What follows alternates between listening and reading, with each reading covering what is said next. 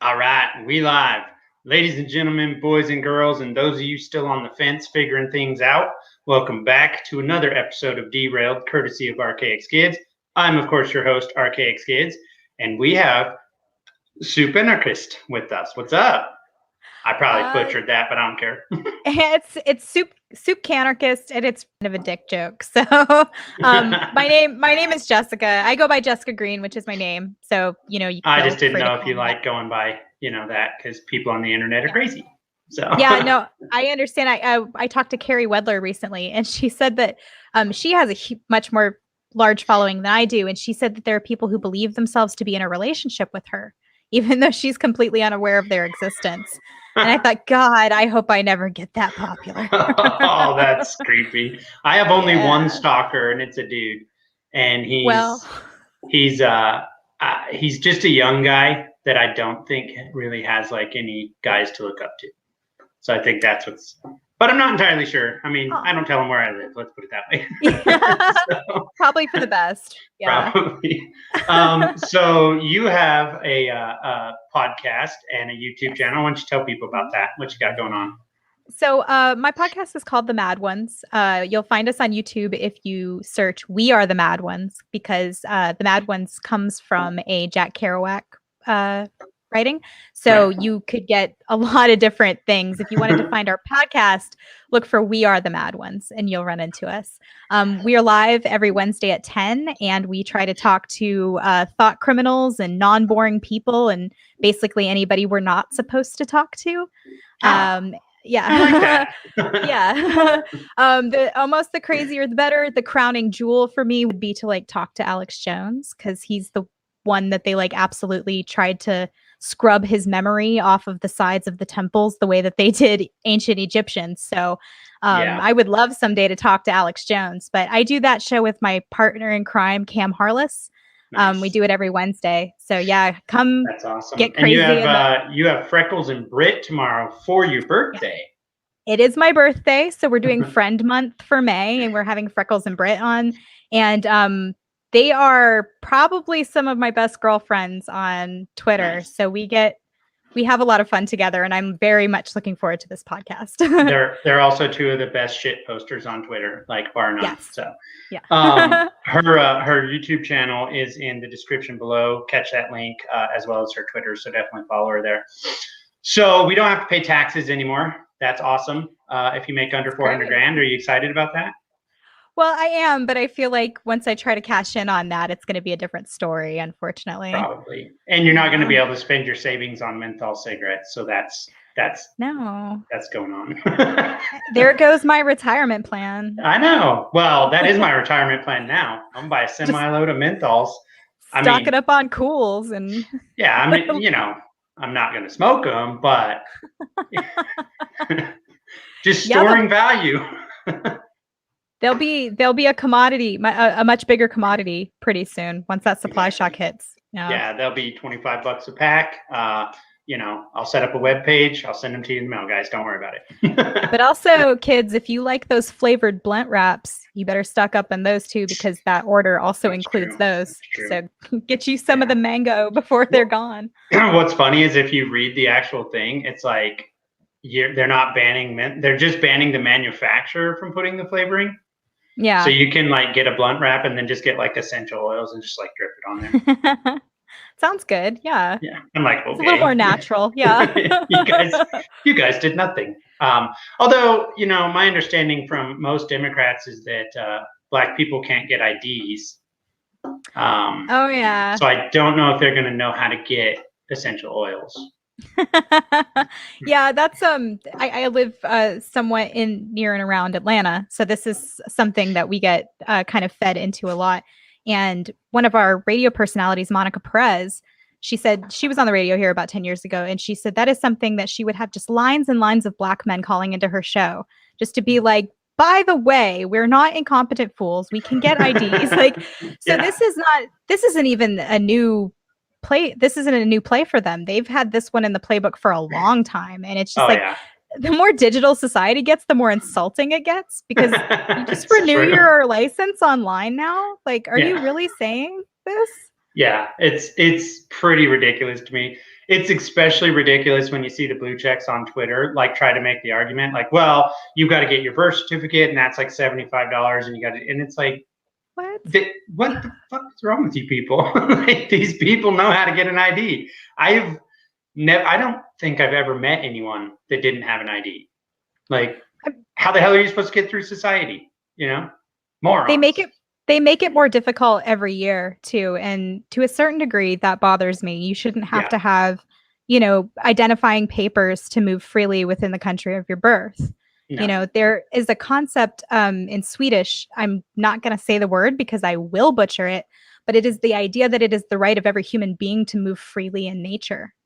And now we live in a society where if you're just wandering the woods and a park ranger runs into you and you don't have some kind of like state identification, you can be kidnapped by this person who ran into you in the woods. And that's, to call ourselves a free country and for that to be the case is mind-boggling hypocrisy to me. I love when people say we're in a free country. I'm like, yeah, I got all the licenses and permits to prove it. I always say ish. We're free-ish. Free-ish. Like on the economic index, we're like 31st. So I'm just saying. Like, could be worse. Yeah, could be. We could be 32nd. My mom and both my sisters actually live in Sweden, so it's kind of funny when I would like listen to Bernie and then go, like this socialist country like Norway and Sweden, and my mom's like, we're not a socialist country. Like, we have a freer market than you do. And I'm like, I know. The president of Denmark went on television to be like, you guys need to quit using us as an example of a socialist country. We're a market economy. Yeah. And that was a major, which is how they can afford all their socialist stuff. Well, they discovered oil. Right. And so they had this like huge influx of a resource all of the sudden. And that's a different case, Right. Well, and then like you take Sweden, you have DeWalt and IKEA and these massive brands that are primarily sold outside of Sweden. And that revenue from those businesses goes back into their programs. You know what I mean? Right. So, I mean, they are taxed at a high level in Sweden, but they're such a small economy or a small country. There's only like 8.4 million people in the country of Sweden. Wow. And so they can easily agree on these situations, and they have agreed on it. Like 90% of them are perfectly okay with the way their economy operates and the taxes that they pay, which is fine, but it's not fine in a country of 350 million when Old and Chief is like, well, you're going to have to pay 50% of your money. No, I don't. Fight me. Right. And also the problems with wealth distribution get magnified by the size of the population too. Yeah. So, exactly. My wife and I have actually like quite literally considered just bouncing out of America completely and just being like, nah, we're done. You're not alone. You're not alone. So, anyway, so let's talk about Old and Chief for a minute. He may actually have the worst border policy in the history of ever. What do you think? Well, part of the reason that I think a lot of people voted for Trump was that they were scared of what is literally happening right now, which is that there are people just pouring over the borders. And, the philosophical arguments about open borders versus closed borders aside, you have basically an invasion of human beings who weren't there before, who are there now, human beings stacking up against the border. We're dealing with a humanitarian crisis on our hands because he literally invited people to come. Like, he told them to search the border. Like, that shit's on video. So So I think that, this is definitely not doing anything to engender that feeling of unity that he was hoping to bring to the situation. Right. Because I think that was a huge concern for people that, I think you're wrong. I'm going to push back a little. It actually has unified a lot of the right and a lot of the left that are legit, that are like, this is a disaster. This is a humanitarian disaster at our border.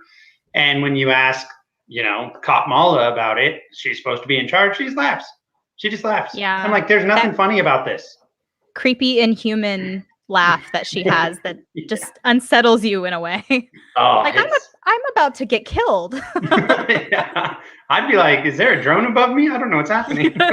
So, If she's laughing, something terribly evil has happened. oh No, yeah. and then you have like people who are supposed to be progressive, and I actually came from the progressives. So it Mhm. still kind of pisses me off when I see them behaving this way, but you have Queen Progressive herself, AOC, sitting there being like, well, there's no real border crisis. Calling it a border crisis makes you racist in the first place, and so on and so forth and on and on. And I'm just like, you are supposed to be the voice of the left who's in opposition to power. And you're Mhm. not, pointing out the obvious problems with those in power to the people who would listen because you're on the left. Yeah, well, So, that's why Jimmy Dore calls her out all the time. which thank God for him, because, when I see people like Jimmy Dore and Dave Smith talking to each other, Yeah. that's really encouraging to me because, That has got to terrify the elites. They're like, absolutely. oh shit. Like, what's going on here? They spend a lot of time and effort and money trying to make those groups fight. If those groups of people get together, we've got a different situation on our hands, and I'm here for it. Oh yeah, my buddy Magnus is like, what would happen if we can get the MAGA people and Antifa and BLM together? And I'm like, they'll probably, send out the National Guard. Yeah. Because they would be like, no. This is not acceptable. So that sounds great until the day after. And then it's like, then there's the power struggle for which well, of those no matter what, you're phone. going to have a power struggle, I think. I don't think Absolutely. there's any way to deal with, but I mean, the situation we have now is worse, in my opinion, than the power struggle would be after. So my belief on that is that there is a peaceful way that we can take, which is the dissolution of the bond between the states. Yeah. That Georgia can be Georgia, California can be California, and we don't have a large overarching federal system forcing us to pretend to be a same country, because that's what I think is causing a lot of the conflict. We have this $4 or $5 trillion tax take that comes in every year that we're all vying to control, and that's what the system of politics is. But if Georgia can be Georgia and have Georgia laws for Georgia ways, and California all the same, we have nothing to fight over. And people will often bring up the skirmishes that would happen, like Ohio and Michigan had a war. Like, would that match on any scale the level of violence that our government brings to those it's at war with? No, and I think there's also a very good argument to be made that countries that trade with each other almost never go to war. Almost never. So Ohio's probably not going to attack Michigan, more than likely, or vice versa. Now, I'm not saying that's guaranteed. You know what I mean? Yeah. It possibly could happen, but, I mean, Waco wouldn't happen. No. So there's that. There are no perfect solutions. There are only trade-offs. That is, the thing that you hear a lot. And because anytime you'll try to suggest maybe like a private solution, somebody will run up and be like, what about if the moon were made out of diamonds? And you're like, what? Yeah.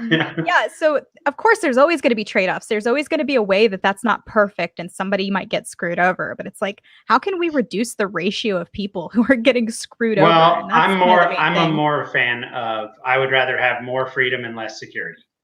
Yeah, absolutely. And that's a risk that, you have to take. I think the problem is now our country's turned into a bunch of pussies that just want to be taken care of. I mean, look, let's be honest. No one believes in democracy. And they shouldn't, because it's absolutely retarded, but I can prove totalitarianism. Oh yeah. I can prove to any person when they're like, oh, that's going to tear up our democracy. I'm like, good. That's what we need. And they go, what, you don't believe in democracy? No, you don't have the right to vote away my rights or take from me, bite me. But I've done this over 3,000 times. I've proved to people on Twitter, they don't believe in democracy. And it's not that difficult to do. The right makes it real easy. Just, okay, well, then they can ban all your guns with a vote. But no, well, then you don't believe in democracy. And on the left, it's they can ban abortion. Well, no, then you don't believe in democracy. This is simple. You know what I mean? But I think you're right as far as the vying for the $4 or $5 trillion. And then the problem there becomes, a lot of people make this argument like, oh, well, all these red states will turn into third world countries. I doubt that's actually true. You know what I mean? Well, a lot of manufacturers build in red states because it's cheaper for them. And so a lot of the things that are produced in red states. Right. And so people have this antiquated, almost antebellum view of how the South is compared to the North. And, they get that because of the Civil War, not to bring up, a hot topic or anything like that. But the dynamics are not the same any longer. No. Like the South is a manufacturing heartland. And, well, yeah, you've had a lot of manufacturing actually moving in. I mean, especially while Trump was in office, they were moving there. They were getting very good deals from the South.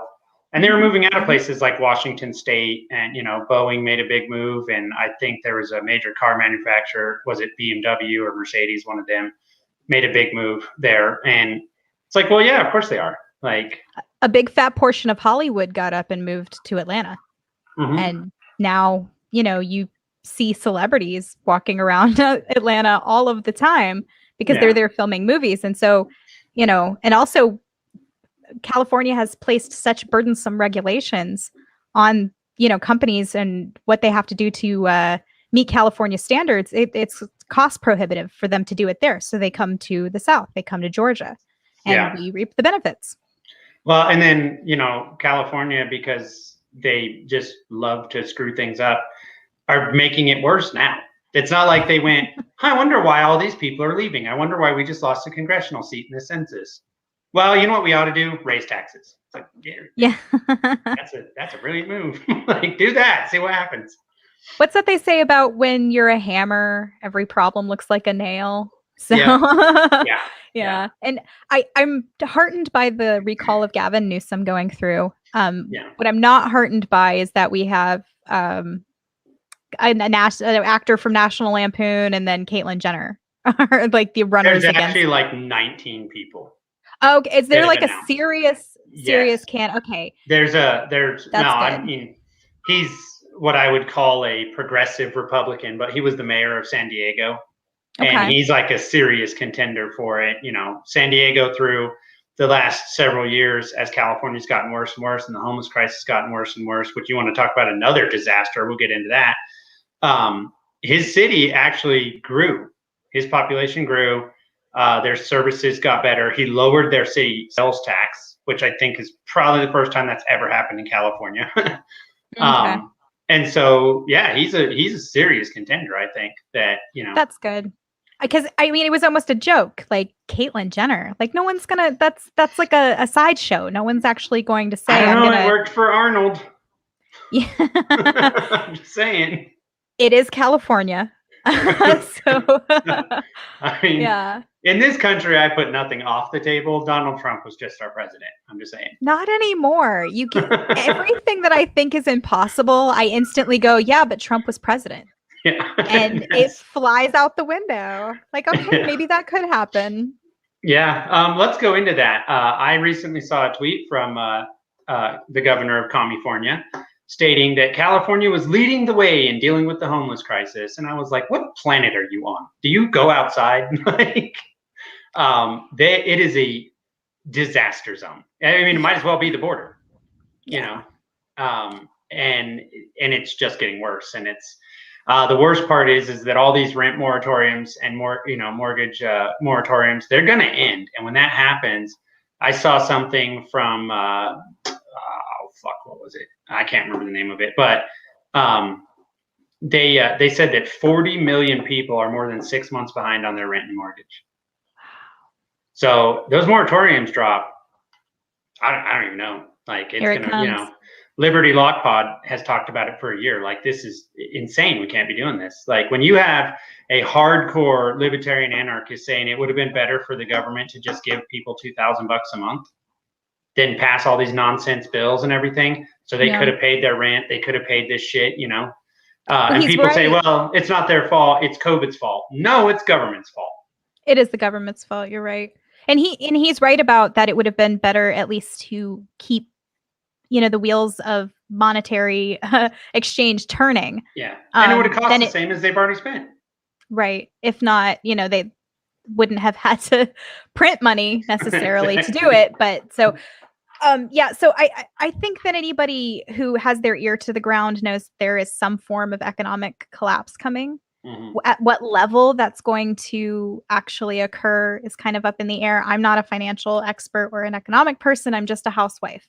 But what I can tell you as a housewife is that everything in my shopping cart has like gone up in price. Yeah. I can no longer afford everything that I used to be able to afford a year ago. And my husband and I have to redo our deck, and it's going to cost us 3 times the amount that it Good would have cost luck. us last year. And we Yeah. have to do it like it's falling apart. Yeah. So I saw someone say that they're just gonna sell their house for parts because they'll be rich. just like take it apart piece by piece. Yeah. Yeah. My father-in-law and I built a cedar pergola on the back deck, and it's like 20 by 16 feet. It's massive, and it's all cedar, It's a college rough fund cut right cedar. there. Well, not well now, but it cost because we built it in April of last year, May last year, and it was probably about $4,500, maybe $5,000 to build it. It would cost $20,000 to build it right now. That hurts. That hurts. And they're like, so "Oh, hard. there's no such thing as inflation. It's not happening." And I'm Inflation. like, I could sell my pergola and make I heard the words. I'm sorry, I didn't mean to interrupt you. Go ahead. I heard the words transitory inflation today. Oh my God. Yeah, she was saying, I wish I had recorded it. I heard it on the radio in the car, but so I couldn't get to my phone in time. But she was saying sometimes the economy just overheats. You know what I'm saying? And I was like, no, I don't know what you're saying. Like, Nobody knows what you're saying. Right? That's not real. So that this inflation is just transitory, and the economy just heated up too much during the lockdown in which it was forcefully shut down. It heated up too much. This was her reasoning. And that this transitory inflation would just sort of dissipate on its own. And I'm like, oh God, we're really in trouble because they're really, really lying and like not convincingly. Yeah. So I'm genuinely worried. And I'm like, my whole thing is like try to be white pilled and try to be like positive about things. And I'm like, oh shit, we need to start like stocking up. Like, I mean, if you haven't been the entire year, I don't know like what podcasts you've been listening to, but the wrong ones. Right, right. Also, don't tell people what you have. If you no. Don't tell keep people that shit keep that shit a secret. But no, it is going to get much worse before it gets better. Now, the upside is to that, I think, is that the government only has power because people have faith in the government. Mm-hmm. So when this thing completely collapses and falls apart, and all these people are like, "What happened?" They're gonna figure out what happened, and there's going to be no confidence in government. So their power loss is going to be massive in that situation, and that's a good thing. We might actually get that Article 5 that Phil Levant has been trying to get and bust this thing up because I'm all about balkanization. There's no reason for this country to try to sit under this massive tent that's the federal government now. And it's getting to the point where they're going to have to start using violence to do it. I don't see them letting... They're already using violence to do it. Look at the way they went after the January 6th rioters. And I'm going to say rioters because that's you don't want your channel to go away. Well, and it was a lame ass riot at that. Like, Antifa was sitting there watching the TV going, shit. Yeah, I've been saying that the ghetto can throw a boogaloo better than the country, obviously. For sure. They do it. Yeah, they know how to burn shit down good and proper. If only they would burn the right buildings down, like not the 7-Eleven guys. Yeah, don't burn down the Wendy's. Like, I'm sure you got a federal courthouse and stuff. Like, I mean, I just don't feel bad when it's a government building. I'm like, well, that's who their beef's with. So, I mean, they paid for it. The multitude of reasons that someone might be trying to burn something down at this point is so numerous that, you can't, I can't remember the word that they use for Russian propaganda in the news. It was like Pravda, yeah. Pravda, right. So they would say, we always knew what the truth was because whatever the journalist would say, you knew it was the opposite of that. That's America. And That's America now. We have Yeah. Pravda now. Yeah. So they're saying these are the reasons that people are burning these buildings down, but you don't know really what the makeup of those crowds are. They're probably multidimensional. Yeah. And, once chaos breaks out, it lets all the people who have, some bricks to throw out to throw the bricks. Yeah, And exactly. so, yeah. Like you look at something like the French Revolution, for example, which I have been doing a deep dive on. So I'm going to bring it up because I want to talk about it. Nice. But during the French Revolution, all of the different types of groups that got together in the first place to make the revolution happen were varied in their ideology. Right. And once they overthrew the state and once they were able to set up these new systems of government, then their infighting between each other became a power struggle and presented an opportunity for the absolute worst of them to get on top. Right. Exactly the same thing happened during the Russian Revolution. We talk about Russia having a communist revolution. That did not happen. They had a revolution. They overthrew their government. This was a populist revolution. Then the communists shot their way into power after that revolution took place and claimed for themselves the revolution. And that's what happened with Robespierre and the Office of Public Safety. That's what happened with Lenin and the Bolsheviks. So revolutions happen because the populace is done with the state. And all of us, whether we come from the left or the right, we're done. Well, and that's what the concern is now with the rise of populism in America, is that these people that quote unquote run the joint or whatever, these elected officials, they understand that for a government, the most dangerous thing you can have is populism. Yeah. Because at a certain point, BLM and MAGA are going to figure out who the real problem is. And when that happens, you're fucked. That's right. That's right. Game, set, match, and the government knows cyclical. That. They know it because it's played itself out throughout history time and time again, over and over and over again. And, some of these people are cunning enough that they want to try to end up on top once whatever new order. Well, I think that's what AOC is trying to pull. Like she knows. You and I, same page, brother. Yeah, she's elected through populism. She knows it. She wants to stay on top of that. So when the shit hits the fan, she's like, no, I was on your team the whole time. You know what I mean? And I mean, she's, you can say whatever you want about her, but that woman is smart as shit when it comes to manipulating people and their emotions. Yeah. She's very good at that. You got to give her mad props on her propaganda skills. They're pretty good. But going back to the media, the one word that I've heard the most I've ever heard it in my entire, like if I took my whole life and put it all together, and then in the last year, it wouldn't even come close, is racist. And I'm like, Jesus Christ, that word doesn't even mean anything anymore. No, it doesn't. You get videos of this lady going, you're a Mexican racist, you'll never be white. And somehow people are like, well, she's right. I'm like, what the fuck is happening? What? Swear to God. Well, because we grew up learning that you shouldn't judge a person by the color of their skin, and all of a sudden it's shifted to you should always judge a person by the color of their skin. All you should judge them by. That's all you should judge them by. And so this is insulting to the average person, the provincial, the flyover person, the provincial normie. Right. But most of them don't even subscribe to this themselves. They've never even heard of this. This is university rhetoric that's being disseminated through think pieces. Yeah, they don't know what Latinx means. They don't know what womanix is. Right. They're like, what is that? I don't know what that is. My aunt and uncle are like, blue-pilled Democrat type people, but they don't know what Latinx is. They would be confused if I asked them about that. So if you said that, they'd go, what the fuck does that mean?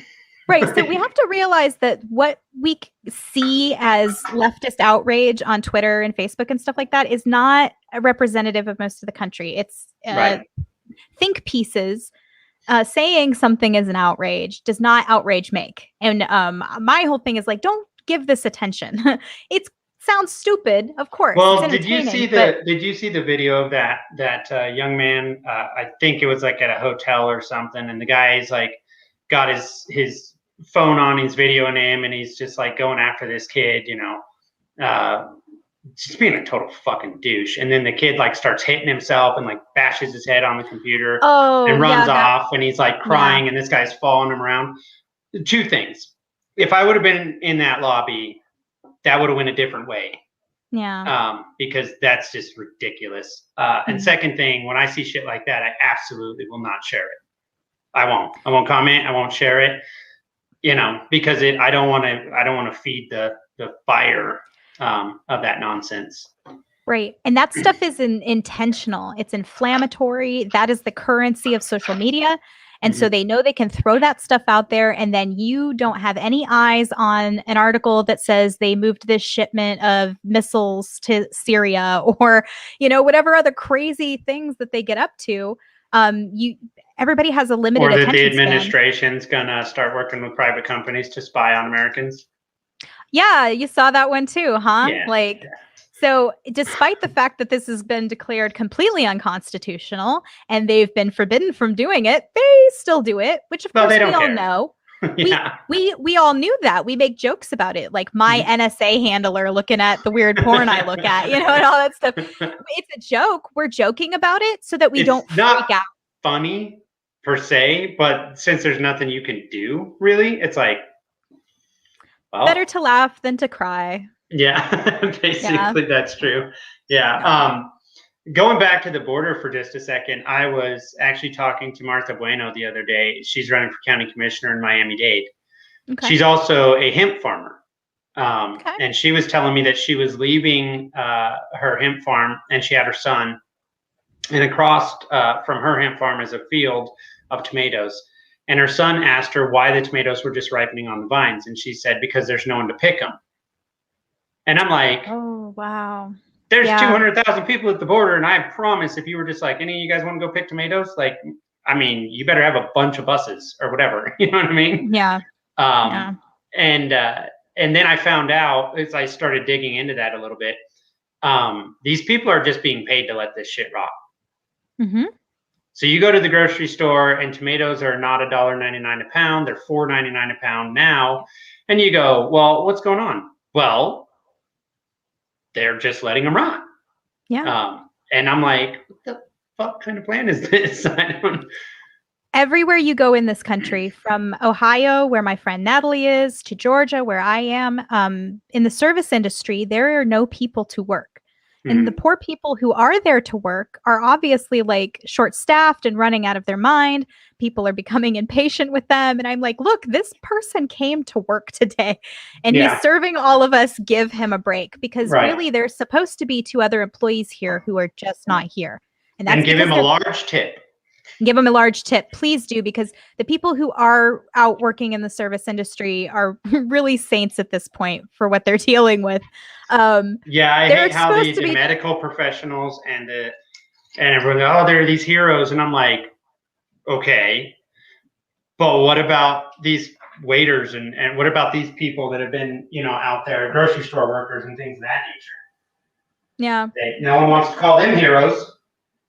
And when I saw that poor kid getting harassed by the kid working the desk at that hotel, getting harassed by the customer, I flashed back to my waitress days. I remember people screaming at me and talking to me like that. You just have to stand there and take it. And that's why they do it, because you, as a service individual, a word deriving from servant, you, a service worker. Right. You have to stand there and take this person who is utterly powerless in their own life, exerting the little bit of power they're allowed to have over you. Yeah. And so that is an increasing state of things. The grocery store workers near where I live told me that a lady started throwing her groceries at them the other day because her card wouldn't go through. Like, these are 16-year-old kids. How's that their fault?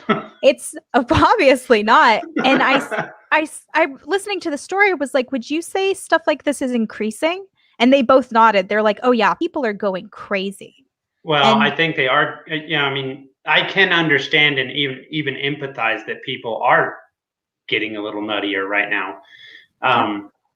People are social creatures by nature, and you can't lock people in their houses for a year and then tell them, well, if you want any of your freedom back, you're going to have to get this Fauci ouchie and shit like that. It pisses people off, Yeah. And they're like, no, I don't want to. Now, that said, I don't care. Like, if you want to get it, go ahead. I just don't think that it should be forced on anyone. I mean, obviously, nothing should be forced on people. But I feel like the tension in America is like at a boiling point right now. Mm-hmm. And it seems to me the rhetoric from the media and the government's getting worse, not better. Right. And then also they're so out of touch, like with what's going on Main Street, that that just infuriates more and more people. You know what I mean? They've been painted into a corner because they've been sort of like covering for the government for so long. And this whole like edifice is falling down. And so they're getting exposed, for what they are. They're losing the same amount of credibility. That them and the state are going down hand in hand together. Yeah. I agree with Michael Malice that the press is the enemy of the people. They are the Pravda. Right. So if you want to know what's going on, you listen for the opposite of whatever that man on TV is telling you. I tell people all the time, whatever the media says, I presume the opposite. Just immediately. I when I was going to have Magnus Panvidia on the show the first time, I didn't really know that much about the Boogaloos. I'd heard, I'd seen a couple stories or whatever, blah, blah, blah, whatever. So I started digging. The propaganda was very, very thick on trying to get any real information. Yeah. And then it basically came to the point that I'm like, okay, if the propaganda is this thick, it's the opposite. I just got to be able to dig enough. And I finally found some documentaries that were much, much more informative of the actual overall movement or whatever. Right. But I got hell. I had like 13 people that were scheduled to be on my show canceled because I had him and said, I can't come on a show that had a terrorist. And I'm like, when did I have a terrorist? And that said, if someone from like, say, Al-Qaeda contacted me and said, I want to be on your show, I'd be like, deal, let's do it. Right. Right. First of all, I mean, if there's a show on about like murderers or somebody with abnormal psychology, don't tell me that you guys don't watch that. You know that you do. That's interesting stuff. What's the joke about if we set up a gladiator type thing, like straight up legit gladiator, like fight to the death and going to put it on pay-per-view? It would get blasted for months, and then it would break every pay-per-view record in like forever. Oh my God. Yeah. And it would. People love their blood sport. They really do. When they rolled out the guillotine and the crowd gathered around to watch the execution, they were disappointed in how it was just zip thud over. And they were like, this sucks. And they booed. Yeah, I actually did in high school, I had to do a report on someone famous in history that would or could today be seen as someone that made life easier for people. And so I did mine on Dr. Guillotine. And I got a C, mainly because the teacher was like, that's ridiculous. Like, that thing killed a whole bunch of people. And I'm like, but it did it a lot more friendly than a dull axe. So I'm looking at it that like these people were sentenced to death. Nothing was going to stop that. He figured out a way to make it more humane. Let's put it that way.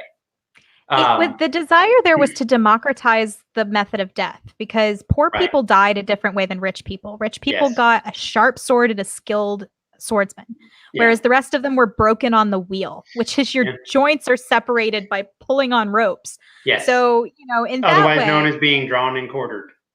Right. If I had to pick a method of methods. Oh, I'm taking the axe. However, they did say that when Charlotte Corday's head was lifted from the basket, the executioner slapped her face and her expression changed. And there was, forever the theory that's creepy. Your head, good luck sleeping tonight, right? That your head continued to live just a little bit longer after it was severed from your body. So we don't know. I mean, I suppose there might be like a milliseconds that or possibly, I don't know. But I do know that being hit a bunch of times or, compared to being put on the rack and wheel. Right. I'd still rather live a couple like seconds if that's what it was, Right. The funny thing is that the king, Louis, was it Louis the 14th? 16th. Or 16th. No, I'm sorry, 17th. 17th. Louis the 17th, who was the one that commissioned Dr. Guillotine to come up with this, lost his head to the guillotine. And then so did Dr. Guillotine. And so Robespierre and the Office of Public Safety and all those dudes who, were basically feeding the French people to this guillotine also themselves ended up beneath it. Right. And Robespierre had attempted to kill himself by shooting himself, and he botched it. So he shot his jaw off. And right before he was executed, the executioner sort of like tore away the bandage that was holding his jaw in place. And people said, well, he did this so that it wouldn't, prevent the blade from falling correctly, whatever. I say no. I think this man had PTSD and he was pissed off at Robespierre for what he had put him through. And he was like, you guy. Yeah. And yeah, so I think that was a bit of revenge on the part of the Paris executioner. Yeah. I look at what's going on around the world right now with, France, England, Germany. They've had massive riots. Myanmar's in a civil war right now because of the coup there. America, in my opinion, is in a civil war. It's not, people, yeah, but people presume the Civil War is going to be like, the Civil War of old, at two armies marching at each other. Most civil wars are not like that. It's almost all skirmishes here and there. I don't think we're at that point, but I think we are in a heating up. It's a cold, but it's heating up civil war, which is not a good thing. I'm not a fan of. We need to find a peaceful resolution to this situation. But people don't seem to understand. Calling people racist, calling them sexist, calling them stupid is not helpful. When videos go viral, some lady saying, "Oh, I'm a teacher and you're just a racist Mexican," or a Mexican racist, I think she called him. I'm like, what do you think you're doing? Like, how do you think this is helpful? So I think that lady realized very quickly into what she was attempting to do that she was screwed. She kept calling him a murderer too. And I'm like, yeah, how you know he ever killed anyone? And so, God, it's hard not to have sympathy for the guy dealing with her in that circumstance. You're just like, I can have sympathy for the human without having sympathy for his job. Sure. Yeah, absolutely. I'm in the sort of Michael Malice category with that. I think that cops are criminals because they have decided to enforce criminal laws. Whether your uncle is a really nice guy and he saved a baby from choking and all that stuff, he's still a criminal. I'm so sorry. I know that's painful to hear, but it's the truth. Right. However, that guy in that circumstance, I have a great deal of pity for him as a person. Like, I'm so sorry. Yeah, it's there was that cop that shot that guy, that one that taser, and then she shot him. The lady cop. I felt bad for her because if you watch the entire video, that was unintentional. I also have more respect for her than I had for Chauvin. She immediately resigned from her job. She knew she messed up. She knew she was going to take responsibility for those actions, which is the right way to handle those situations. Now, she also spent 25 years terrorizing a community, so I can't feel that bad for her, that she's going to go to jail. And then we look at the extenuating circumstances of them trying to arrest him for his God-given right to armed self-defense. Well, actually, it was armed robbery was the warrant. So, okay, but what he was being arrested for was the possession of a gun. They did, as far as I know, maybe you can correct me on this. I might not have all the facts of the case, but the possession of a gun was what he was being handcuffed for. That the armed robbery thing was not part of their equation during the event, and that came from the police camera or from the audio and video from the actual car, not their body cams. When the officer pulled him over, he had pulled him over originally because he had something hanging off his mirror, which I guess you're not supposed to. When he ran the tags, it came back as wanted for felony armed robbery warrant. Okay. So it wasn't, he had a gun possession prior, but that's not what the warrant was actually for. Okay. So they're going into this situation under the assumption that he is armed, which would be his right, but not under the perception that, he's just armed. It's that he uses weapons to commit violent acts against other people. So under that, I'm like, okay, well, I can kind of understand this situation. I don't understand how you mess up a taser and a gun. That one's confusing to me. I just panicked. She panicked. I've never held a taser or fired a taser before, but I have They're held a about gun. they're about half the weight of a gun, and their handles are different, and they're generally like bright yellow. Yeah, so that was what I thought is like that's a big box, basically a big Yeah. yellow box. Like I Yeah. just don't I don't think that I could mistake anything else for a gun, having held a gun many times and fired a gun many times. I don't think you could put something else in my hand that I would confuse for it. So Right. yeah. Yeah. So Speaking of guns, Olden Chief wants to take ours away. I say good luck. But on that note, it's been my experience in my lifetime when I've met people that have never fired a gun. They're generally terrified of them, I think, because of movies. These are the same people that think if you drop it on the ground, it's going to go off. And I'm like, like that. I thank Hollywood for that nonsense. You know I mean, if it's a Taurus, maybe a Taurus. Okay, fair point. A high point like that. A high point. Yeah. Did you see that video where the guy like shakes the high point and it fires? I'm like, Fire. oh, that's what you get. Get what you pay for. If you pay $150 for a gun, you should probably not buy it. Right. But to that point though, it's been my experience in life that when I've met people that have never fired a gun, and it's because they're afraid of them, if you convince them to shoot one, they are almost instantly gun people. Yeah. It's like a shift just happens and they're like, oh. It's fun. Yeah, and then they start to learn all the propaganda around guns when they go to try to buy one. Mm-hmm. You know what I mean? I find that hilarious. I don't understand how people today still think that you can just buy a gun at a gun show or whatever, and it's like, oh, you just walk in the store and you just walk out with a gun. Now, that's how it should be, in my opinion, but that's not how it is. And I don't understand how people still believe that nonsense. So there is a really great episode of It's Always Sunny in Philadelphia. It's called Gun Fever. I love that show. They start out thinking it's really hard to get a gun, or it's really easy to get a gun. It's really easy to get a gun. I'm going to prove it. And they basically have to go through all of these different things and end up not being able to get a gun because they can't pass the background check. They can't afford it. You know, all these different things.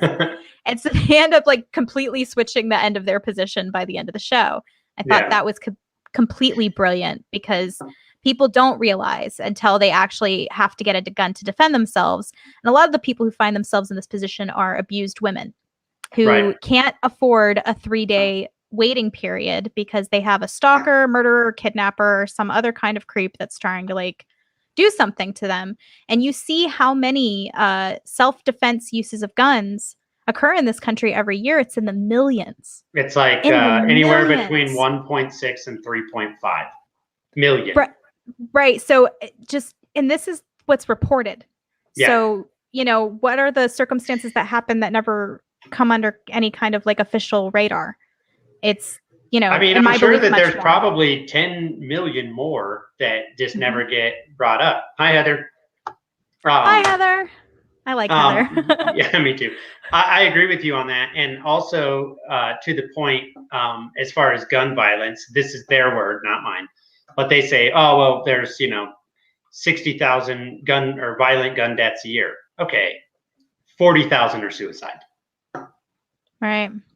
And 8,000 are gang related. 6,000 are accidental, firings, and 6,000 are cops. I'm just saying. So when you break the numbers down, you're like, it's really comparative to the population and number of firearms that are known to be in existence. It's not that bad. I mean, diabetes takes out way more people by a long shot. Right. So it seems to me that sugar is way more dangerous than guns. Yeah, by a long shot. There are insulin's more expensive than ammo, but just barely. Yeah, just barely. I mean, we're looking at 2021 prices. Who knows what 2022 is going to bring us? Yeah, I had Dan Berman on yesterday. Are you familiar with him? I'm not. He's a guy that he's running for governor of Texas, libertarian, but he goes to Mexico.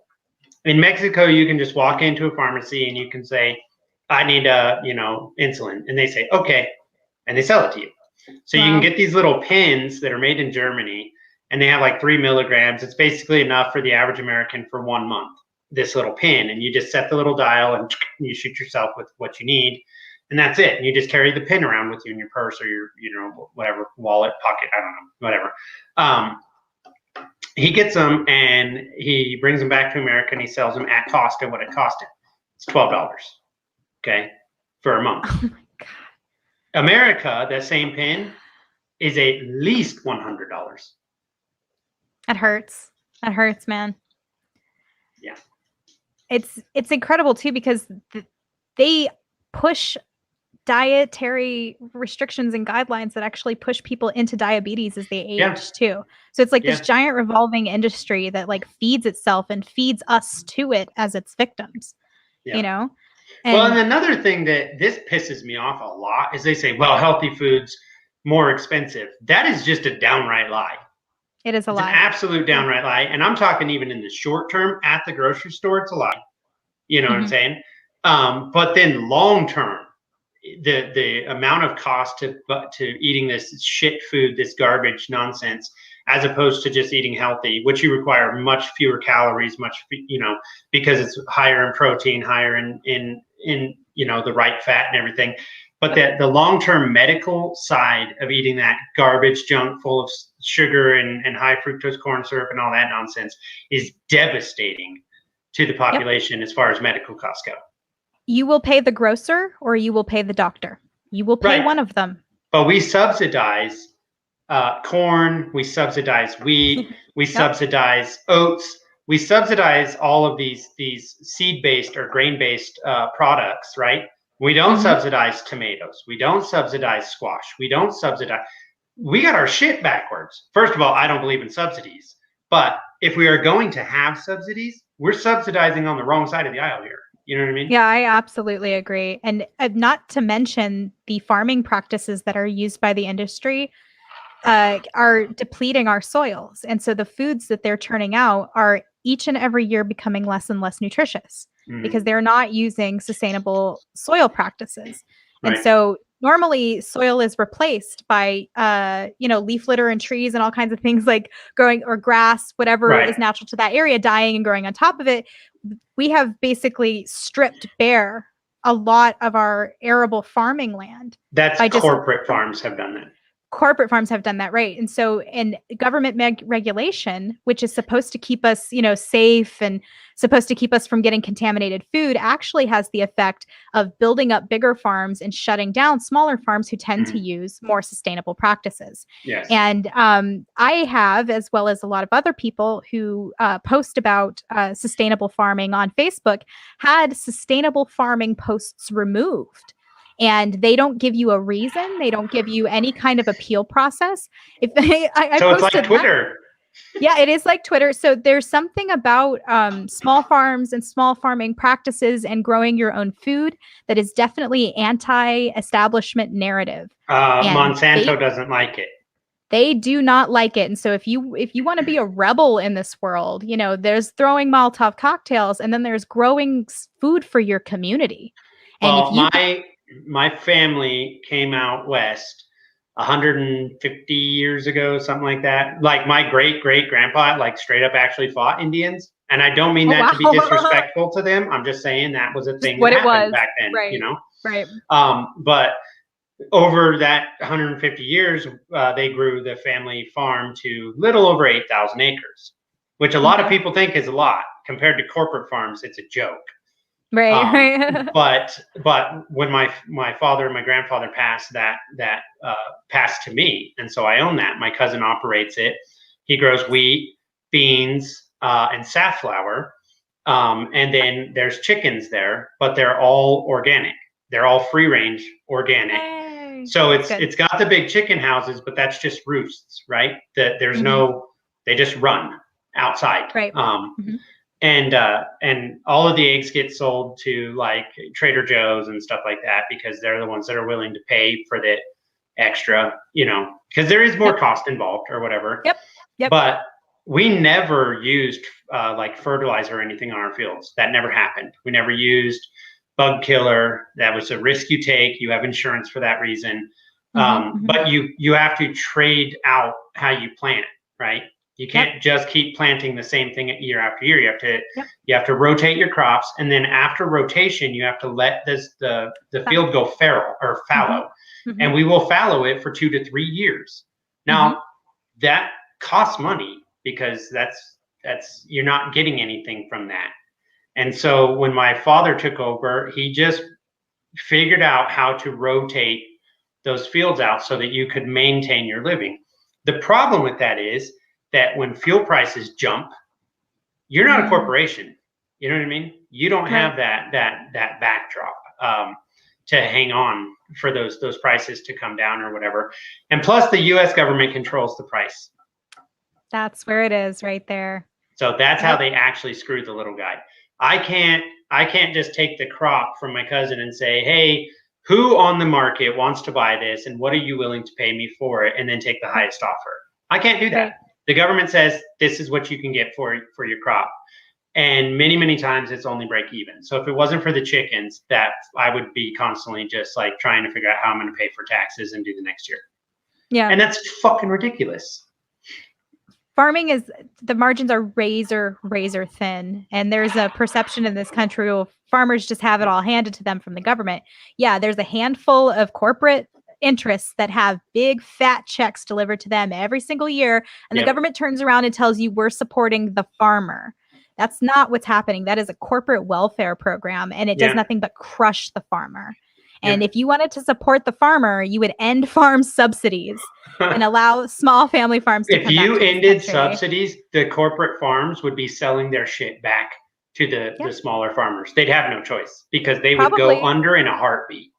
Probably the people who owned those farms to begin with, too. The families that worked that land and used sustainable land practices because they had to live off of that. Yeah. And instead, you know, now that you're a corporate interest, you have no connection to that land. You have no tie within that community. And everything is just how much money can we squeeze out of this before we run? And, you know, as someone who comes from mining country, we went through this with the mines. They come in, they mine everything out. They poison your water systems while they're mining everything out. And then the big corporate interests leave. And there you are with a dead town with shitty water and everybody's got cancer. Like, oh, great. And that's happened in Appalachia a bunch of times. I mean, there was a bunch of times. Most people don't even know this, but when was it? 1981, there was an actual straight up war with the mining company. I mean, an actual violent war against the mining company. They blew up their equipment.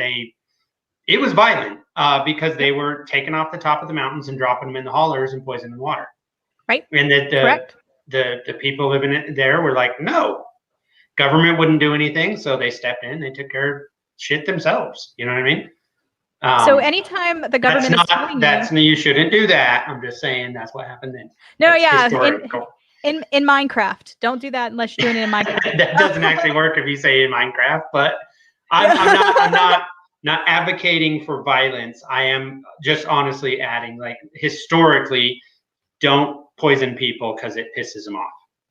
Which is something to know about the government, too. When they present you a program and say, this is meant to help the miner, this is meant to help the farmer, this is meant to help the child. It's not. It's, in fact, probably going to hurt whatever group they're talking about helping, and provably does so. And, you know, show me a government program that has resulted in a better life for the people that it is promised. And we've had 3 stimulus checks in the last year, or 3 stimulus.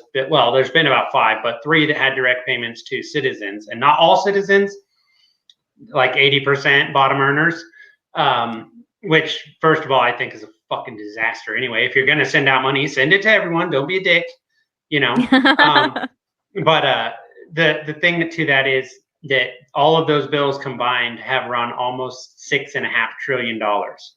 The direct payments they sent to people cost $700 billion, all of them combined. Who do you think got the other $5.3 trillion? When you read through the bill, it's like, oh, the arts program for the Kennedy Center got $25 million.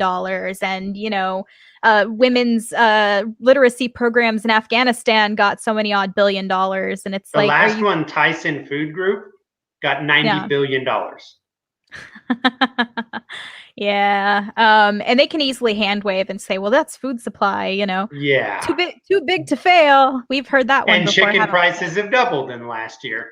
that they have. Well, see, I had to point out to my husband because he doesn't buy it or handle the packages. He says, well, they're the same. It's $6. It's always $6. I said, do you know how much lighter this pack is than it was last year? Yeah, it used to be 3 pounds and now it's a pound.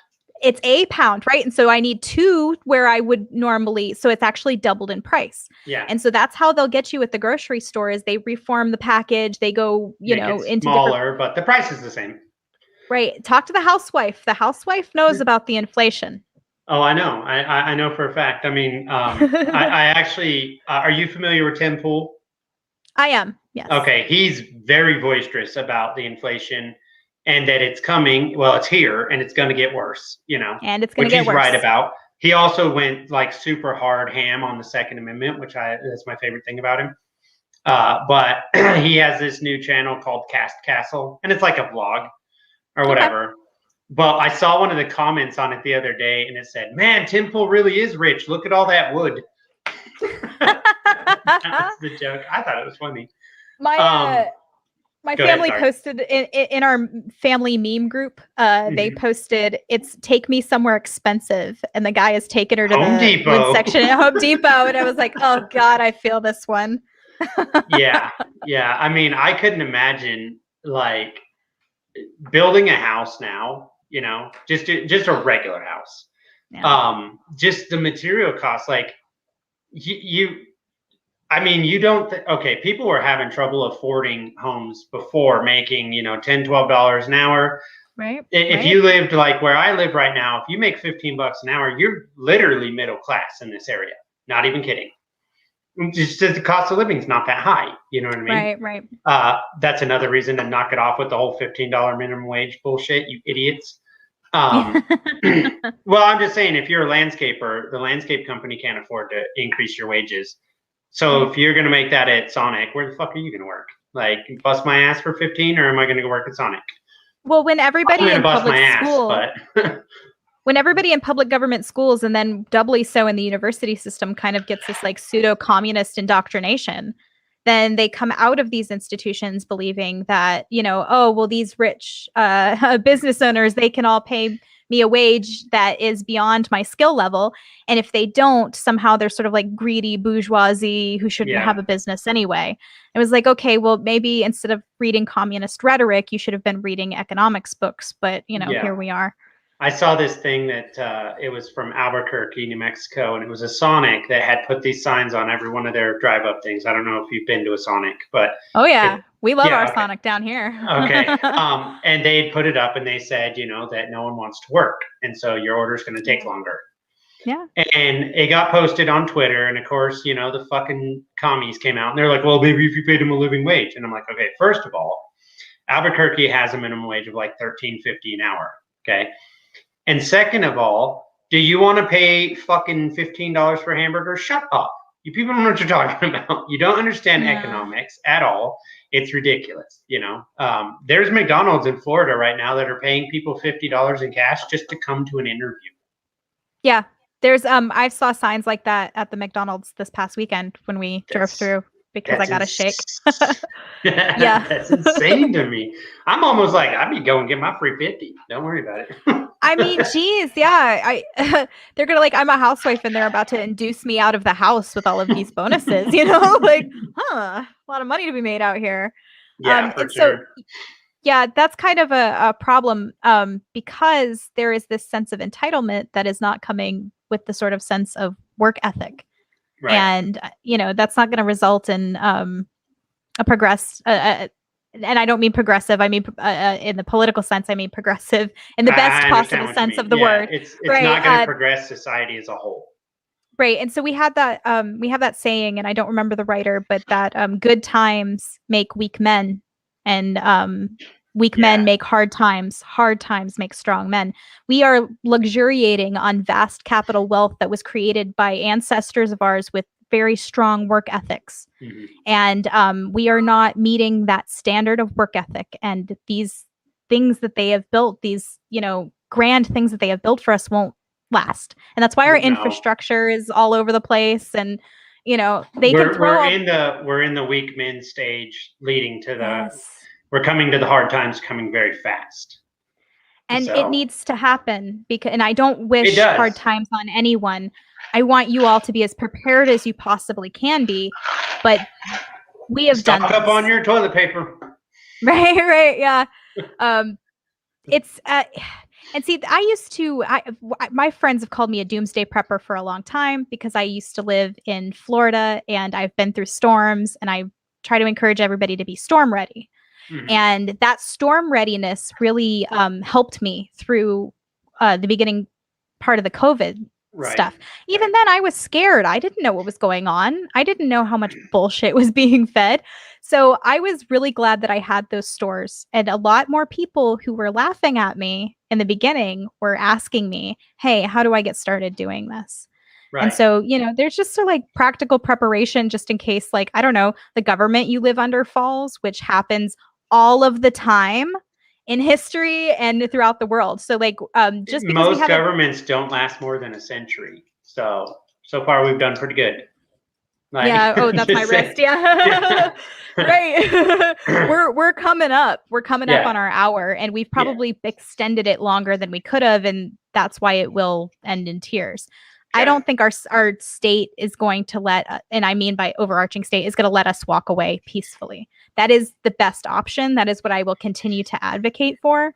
But it's going to come to blows when DeSantis bans all of these vaccine passports, and the government decides, no, you have to have these. Like, well, I think at what point? I think the federal government is pushing their limits already. You're starting to see, I mean, a lot of states have started to defy the federal government, even well before COVID. You had California, where a sanctuary state. You have all these states that are decriminalizing marijuana, even though it's a Schedule I on the federal level, not getting a lot of pushback in the last few years. Now you're starting to have states that are banning federal gun law and the implementation of any federal gun law. And of course, then the people in California are like, you can't do that. It's like, yes, they can. And like you said, DeSantis going, you're not, if you even ask for a passport, like you're going to get yourself in a hard time. Texas is starting to push back. I think it's going to come to blows. I don't think there's any way around it. Shane Hazel is running for governor in Georgia next turn. And one of his campaign promises is to abolish all gun laws in Georgia. And I said, well, sir, you had my curiosity. Now you have my attention. Yes, so guys, follow Shane if you're in Georgia. I've been trying to get him on the show, but he's a busy guy. his Twitter is banging though. So you guys follow that at least and show him some support, because that is an awesome campaign promise. I'm getting behind that. Yeah. I like it. Well, we're a little over an hour. That hour flew by. I love when the hour flies by because it means you had a fun and entertaining, engaged conversation. So I'll give you time, get your grift, throw your stuff out there again, let everyone know where to check you out. Right, guys. I am on a podcast with my partner Cam Harless. We are the Mad Ones, or the podcast is called The Mad Ones. So YouTube.com/the Mad Ones. We are live every Wednesday at 10, and then sometimes we have a special guest on Sundays. But my birthday episode is tomorrow with Freckles and Britt. So if you guys want to come and get hammered in the live chat, please do that, and we're going to have a lot of fun. Also, I'm at Soup Canarchist on Twitter. Follow me there if you like, anti-government shit posting and garden posts, because that's all I really do. Nice. This has been an absolute pleasure, and we'll definitely have to have you back on again. Thank you. Thank you. Peace, homies.